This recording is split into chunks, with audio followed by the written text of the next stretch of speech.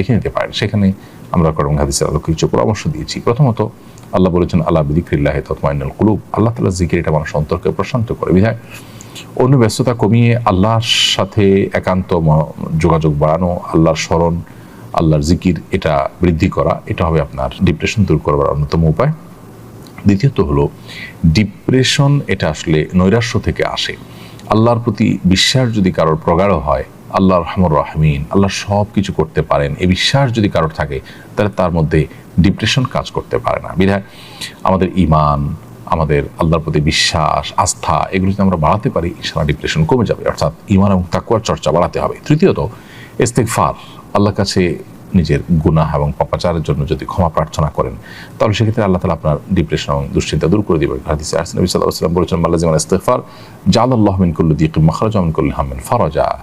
যে ব্যক্তি ইস্তিগফারকে আঁকড়ে ধরবে, অর্থাৎ সবসময় ইস্তিগফার করতেই থাকবে, আল্লাহ তাআলা তাকে সকল সংকটাপন্ন পরিস্থিতি থেকে বের হওয়ার পথ আবিষ্কার করে দিবেন, সকল পেরেশানি থেকে আল্লাহ তাআলা তাকে মুক্তি দান করবেন। এর পাশাপাশি চতুর্থ যে বিষয়টি বলতে চাই তা হলো দুরূদ পাঠ করা। বেশি বেশি দুরূদ পাঠ করলে সেটাও আমাদের দুশ্চিন্তা, পেরেশানি, ডিপ্রেশনকে দূর করবে ইনশাআল্লাহ, কারণ দুরূদের মাধ্যমেও সেটি হবে বলে হাদিসে রয়েছে। এবং সর্বশেষ বলতে চাই যে বিশেষ দোয়া আছে নবী সাল্লাল্লাহু আলাইহি ওয়াসাল্লামের, আল্লাহুম্মা ইন্নী আউযু বিকা মিনাল হাম্মি ওয়াল হাযান, আল্লাহ আপনার কাছে টেনশন, ডিপ্রেশন, দুশ্চিন্তা থেকে পানা চাই। এই দোয়াটা বেশি করে পড়বেন, ইনশাআল্লাহ আল্লাহ তাআলা আপনাকে হেফাজত করবেন। রিদওয়ান আহমেদ আপনি লিখেছেন, আমি ওয়াসওয়াসার কারণে অনেক সমস্যায় ভুগছি, এর সমাধান কি? অনেক ভাইয়েরা আমাদের, অনেক বোনেরা আমাদের ওয়াসওয়াসার রোগে ভুগছেন। ওয়াসওয়াসার রোগটা খুবই ভয়ঙ্কর একটা রোগ, একজন মানুষকে মানসিকভাবে অনেক অসুস্থ করে দেয়। আজকে জুমার পরও আমার মসজিদে অনেক দূর থেকে একজন ভাই এসেছেন, তার বাবা সহকারে। তিনি ভয়ঙ্কর ওয়াসওয়াসার রোগে ভুগছেন। মামাতো বোনের সাথে তার বিবাহ ঠিক হয়েছে, কিন্তু মামির সাথে কোনো প্রকার হুরমতে মুসাহারা হলো কিনা, অজান্তে কোনো প্রকার কোনো কিছু হলো কিনা, তার তরফ থেকে না হলে মামির তরফ থেকে হলো কিনা, এটা নিয়ে সে ওয়াসওয়াসায় ভুগছে।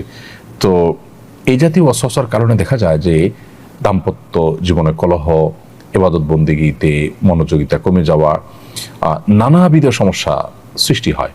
উজু করতে গিয়ে দেখা যায় 10 বার 20 বার হাত ধোয়া হচ্ছে, এবং হাত মুখ ধোয়া হলো কিনা, শুকিয়ে থাকলো কিনা কোনো জায়গা, এই অহেতুক সংশয়, এটা নিয়ে দেখা যায় যে 10 বার 20 বার 30 বার পর্যন্ত ধোয়ার কাজ করা হচ্ছে, এদিকে জামাত শেষ হয়ে যাচ্ছে। তো এই অস্বস্থাগুলো শয়তান আমাদের মধ্যে সৃষ্টি করে, আমাদেরকে বিভ্রান্ত করবার জন্য, আমাদেরকে ভালো কাজ থেকে দূরে সরাবার জন্য। এগুলোর জন্য দুটি করণীয় আমাদের আছে। প্রথমত, ভালো কোনো মানসিক ডাক্তার আমরা দেখাতে পারি, বিশেষ করে দিনদার যদি মানসিক ডাক্তার হয় তাহলে ভালো হয়। যদিও সাইকোলজির এই জগতে বেশিরভাগই আপনার সেকুলারিজমের দাপট এবং দৌরাত্ম অনেক বেশি। দিনমুখী যারা আছেন তাদের এই সেক্টরে এগিয়ে আসা উচিত, কারণ এখন গোটা পৃথিবীতেই মানুষের যে সমস্ত সমস্যাগুলো দিন দিন বেড়ে চলেছে, এর মধ্যে সাইকোলজিক্যাল সমস্যা অনেক বেশি। সো এখানে ভালো কোনো সাইকিয়াট্রিস্ট, সাইকোলজিস্টের শরণাপন্ন হওয়া, এটা একটা ব্যাপার। আর দ্বিতীয়ত হলো ভালো কোনো রাকি শরণাপন্ন হওয়া। সোশ্যাল মিডিয়াতে বা বিভিন্ন প্লে স্টোর, অ্যাপ স্টোর, এগুলোতে আপনি যদি ওয়াসওয়াসার রুকিয়া লিখে সার্চ দেন, তাহলে হয়তো আপনি অনেক রুকিয়ার অ্যাডভাইস পাবেন, সেটাকে আপনি অনুসরণ বা ফলো করতে পারেন। অডিও বা ভিডিও পেলে সেগুলো আপনি মনোযোগের সাথে শুনতে পারেন। আমি আশা করি যে আপনি যদি ভালো মতো রুকিয়া করেন, তাহলে ইনশাআল্লাহ আপনার এই ওয়াসওয়াসার সমস্যা কেটে যাবে। আর অনেক ভাইরা, অনেক বোনেরা এই সমস্যায় ভুগছেন, এবং এটার কারণে তাদের জীবন অনেকটাই ব্যাহত হচ্ছে। তৃতীয়ত আরেকটি সম্পূরক সমাধান বলতে চাই, সেটি হলো ওয়াসওয়াসা রোগের মূল ট্রিটমেন্ট হলো এটাকে ইগনোর করা। যিনি ওয়াসওয়াসা রোগে ভুগছেন তার এটা বোঝা উচিত এটা শয়তান আমাকে পেরেশান করবার জন্য করছে, অতএব এটাকে আমলে নেওয়া মানে হলো শয়তানের কাজটাকে ত্বরান্বিত করা এবং সহজতর করা। ওয়াসওয়াসা দিয়ে শরীয়তের কোনো কিছু সাব্যস্ত হয় না। সো আমাকে 3 বার হাত ধোয়ার কথা নবী সাল্লাল্লাহু আলাইহি ওয়াসাল্লাম নির্দেশ করেছেন ওযুর জন্য। আমি 3 বার হাত ধোবো, এরপরে শুকনা আছে কিনা এটা আমার দায় নেই, এটা রাসূল আকরাম সাল্লাল্লাহু আলাইহি ওয়াসাল্লামের বিষয়।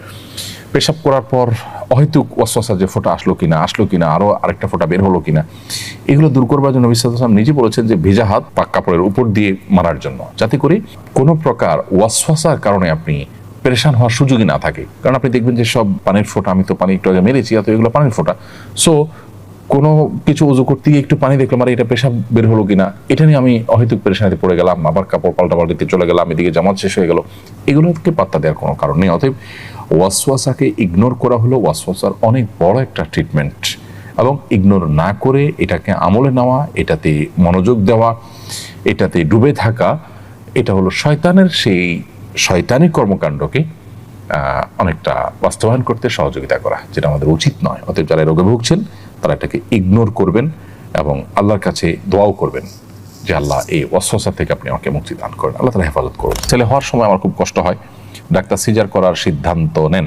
আমি আল্লাহর সঙ্গে ওয়াদা করেছিলাম নরমালি হলে এতিমখানায় একটি খাসি দান করব। আমার ছেলের বয়স 7 বছর, এখন সম্পন্ন করতে পারিনি। এই ওয়াদা করা কি আমার সঠিক হয়েছে? এখন সম্পন্ন করতে না পারায় কি গুনাহ হবে? এ কারণে আমার ছেলের কি কোনো ক্ষতি হবে? আল্লাহর সঙ্গে আপনি যদি ওয়াদা করে থাকেন যেটা হলে আমি এটা করব, তাহলে আপনার এই ওয়াদা পূরণ করা উচিত, এটা আপনার কর্তব্য। আর এটা না করলে আপনি গুনাহগার হবেন। দেরি হয়েছে তারপরও যদি আপনি করে ফেলেন তাহলে এটি আদায় হয়ে যাবে এবং ইনশাআল্লাহ বিইذনিল্লাহ আপনি দায় থেকে মুক্ত হয়ে যাবেন। কিন্তু এর ফলশ্রুতিতে আপনার সন্তানের ক্ষতি হবে কিনা সেটা অবশ্য এর সাথে প্রাসঙ্গিক বিষয় নয়, কারণ সন্তান তো এখানে কোনো অন্যায় করেনি, অতএব তার এখানে লাভ ক্ষতির বিষয় নেই। ক্ষতি যা হওয়ার আপনার হবে, আপনি গুনাহগার হবেন এবং আল্লাহর সঙ্গে কৃত ওয়াদা এটা পূরণ করা উচিত। আপনার যতটুকু আপনি ওয়াদা করেছেন ততটুকু আপনার সাধ্যের মধ্যে থেকে। সো আপনি আগে করতে না পারলে এখন এটিকে পূরণ করবার চেষ্টা করবেন। মোহাম্মদ রিয়াজ লিখেছেন আমার বয়স 17, আমি বাবরি চুল রাখতে পারবো কিনা? হ্যাঁ, অবশ্যই রাখতে পারেন। তমিন ইসলাম আপনি লিখেছেন ফর্সা হওয়ার ক্রিম ব্যবহার করলে কি গুনাহ হবে? এটা স্বাভাবিক আকৃতি পরিবর্তন হিসাবে গণ্য হবে কিনা? উত্তর হলো না। ফর্সা হওয়ার ক্রিম ব্যবহার করলে আসলে আমাদের আকৃতি পরিবর্তন বলতে যেটা বোঝায় সেরকম কিছু হয় না, বিধায় এটা ব্যবহার করা হারাম হবে না। তবে আমরা যখন প্রসাধনী ব্যবহার করব সতর্ক থাকতে হবে এগুলোতে হারাম কোনো উপাদান আছে কিনা। আমরা খাদ্য গ্রহণের ক্ষেত্রে, পানীয় গ্রহণ করার ক্ষেত্রে হালাল হারাম বাছ বিচার করলেও আমরা অনেকেই জানি না যে প্রসাধনী ব্যবহারের ক্ষেত্রে হালাল হারাম বাছ বিচার করার বিষয়টা রয়েছে। আপনি দেখবেন যে ইহুদি যে পণ্যগুলো বয়কট করার জন্য আহ্বান করা হয়, তাদের পণ্যগুলোর তালিকার মধ্যে সবচেয়ে দীর্ঘ তালিকা হলো এই প্রসাধনী রিলেটেড পণ্যগুলো। এই পণ্যগুলোর মাধ্যমে অনেক হারাম বস্তু আমাদের শরীরে প্রবেশ করানো হয়ে থাকে। আমরা এগুলো যখন ব্যবহার করি নানাভাবে এগুলো আমাদের শরীরে প্রবেশ করে, আমরা সেই দিকটাকে অনেকে খেয়াল করি না। অতএব সেখানে হালাল হারাম বিষয়টাকে বিশেষভাবে আমাদের বিবেচনা আনতে হবে। তবে মৌলিকভাবে ফর্সা হওয়ার ক্রিম ব্যবহার করাটা নিষিদ্ধ নয়। ভগ্নিপতি কি শালীকে বিয়ে করতে পারবে কিনা? না, ভগ্নিপতি শালীকে বিয়ে করতে পারবেন না। বিশেষ করে শালীর বোন নিজের স্ত্রী থাকা অবস্থায় যদি বোনের সাথে তালাক হয়ে যায়, বিচ্ছেদ হয়ে যায় বা বোন মারা যায়, তখন শালীকে বিয়ে করতে পারবেন। সাইম ইসলাম আপনি লিখেছেন হাঁটু এবং কোমরের সমস্যা থাকলে চেয়ারে বসে নামাজ পড়া যাবে কি না? হাঁটু এবং কোমরে যদি এত বেশি অসুবিধা থাকে, এত বেশি অসুস্থ থাকে এবং ব্যথা থাকে যে আপনি রুকু সিজদার জন্য যে মুভমেন্ট সেটা করতে পারেন না, কোনোভাবে অসহনীয় কষ্ট হয়, অসুস্থ হয়, তাহলে সেক্ষেত্রে আপনি চেয়ারে বসে নামাজ আদায় করতে পারবেন।